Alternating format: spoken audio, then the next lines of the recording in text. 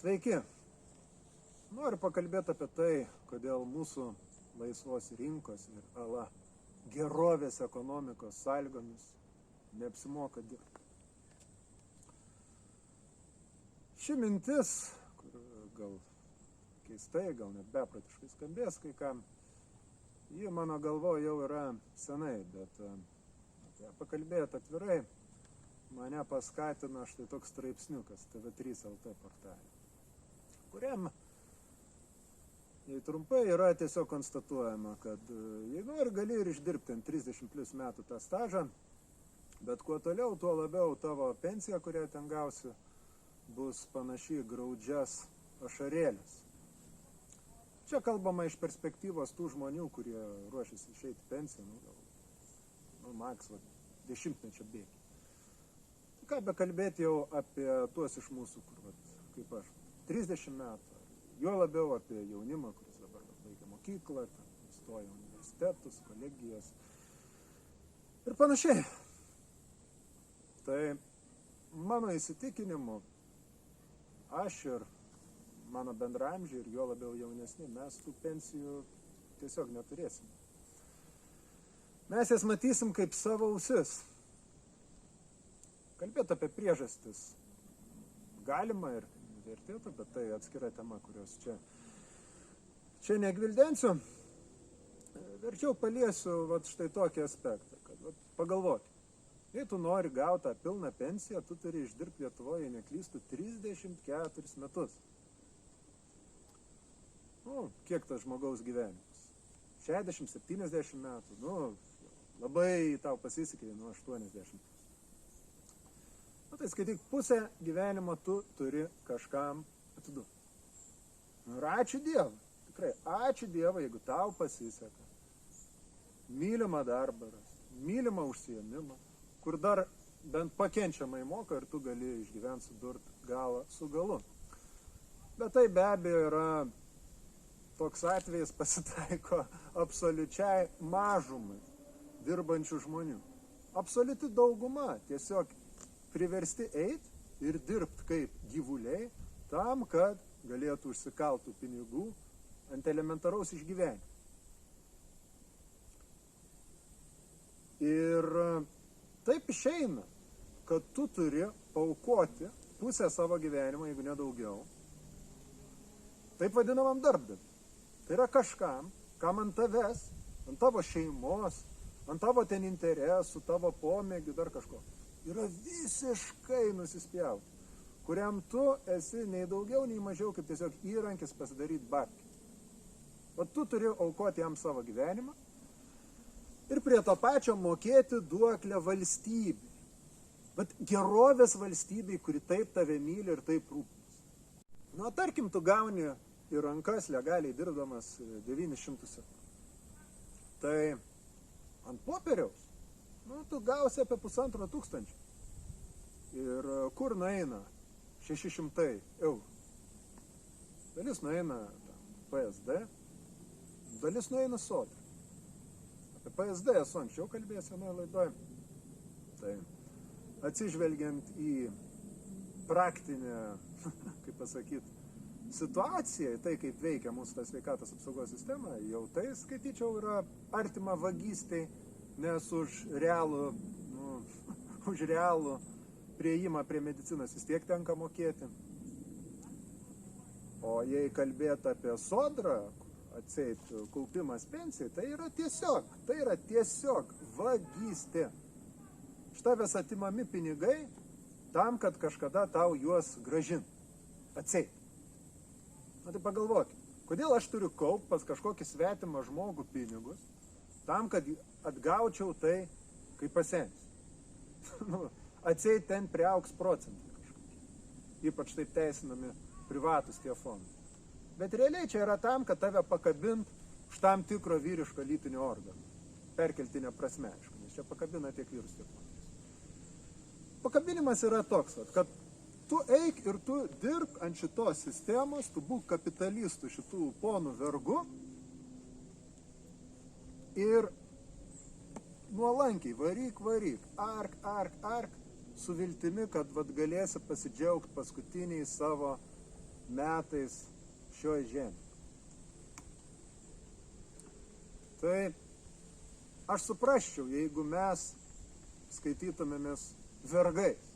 Vat vergas yra varomas ir nuvaromas, kol jis nebegali dirbti. Nu ir viskas.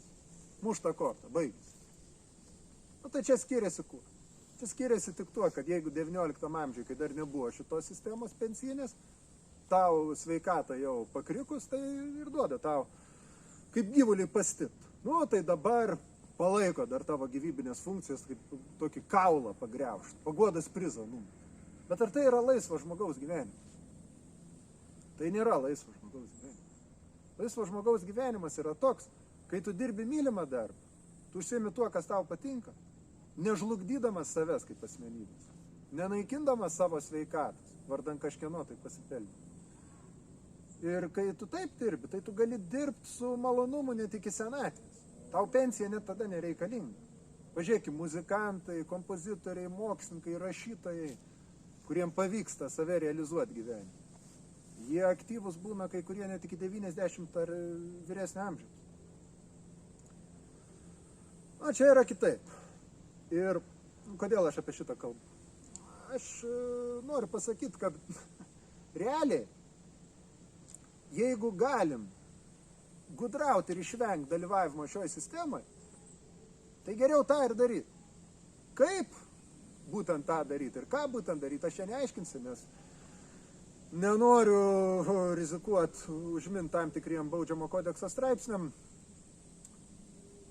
ant nereikiamų vietų. Nu, bet patys pagalvokit. Ar yra verta eit kažkur, dirbt, kai tu ar taip gali rast būdų išgyventi, dirbdamas, nu, sakykime, neoficialiai, uždarbiaudamas, bendradarbiaudamas su kitais žmonėmis, savo bendraminčiais, kai ėjimas į sistemą pagal sistemos taisyklės, atsiprašau, čia vabalas man išskridant, tai kai jis tau žada tik tai pragaištį, tai neturi jokios prasmės.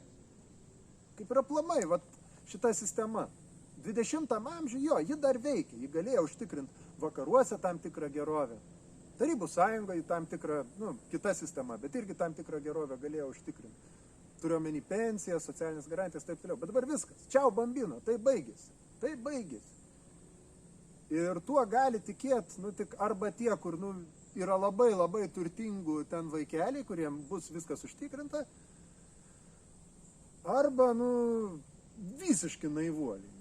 Visiški naivuoliai, kurie nesupranta, kad, vat, jie ten alą kaupia pensijom, o juos nurenginėja, juos maudo. Tai vat, mano, kaip pasakyti, mintis yra, pradžiai pamąstykime apie tai, vardan ko yra mūsų gyvenimas, ar jis yra tam, kad ten, atsiprašant, pahalinti reiškia, ant svetimų, didesnę dalį to laiko, kiek čia šio žemėsi, vaikantis apdovanojimą, kurio greičiausiai net negausi, nu ar visgi vertėtų kažkaip kitaip suktis ir siekti kitokių, manyčiau, gražesnių ir žmogaus vardo vertesnių tikslų. Nu ir jau po to, kai šitas dašus, taip sakant, kritiniai masiai žmonių, tiek Lietuvoje, tiek kitur, gal tada jau būtų galima mąstyti realiai apie pasipriešinimą šitai sistemai, kas dabar dėja yra tik tai, atrodytų tokia tolima mano ir kitų tokių keistuolių pakvakusių drambliuko svajonė. Ar gal kitoj laidoj pakalbėtume aplamai apie patį principą tos pensijos ir kodėl tai ir yra tik paguoda vergam, kodėl tai nesuderinama su laisvo žmogaus gyvenimu ir kokios to istorinės ištakos bei aplinkybės. Tai ką užuomina?